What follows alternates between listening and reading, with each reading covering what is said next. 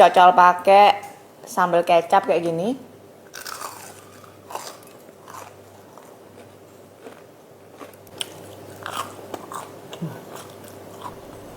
Jangan sok tahu ya.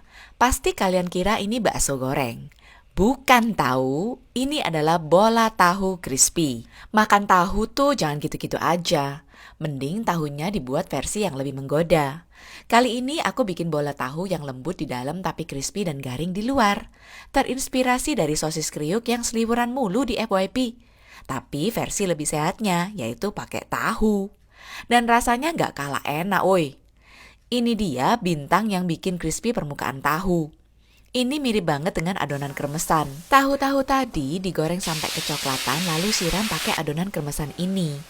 Tipsnya supaya bikin kriuk dan gak gagal adalah minyak yang panas. Iya, kayak bakso goreng tapi ini tahu, Cocok well. banget buat buka puasa. Ini buat kamu.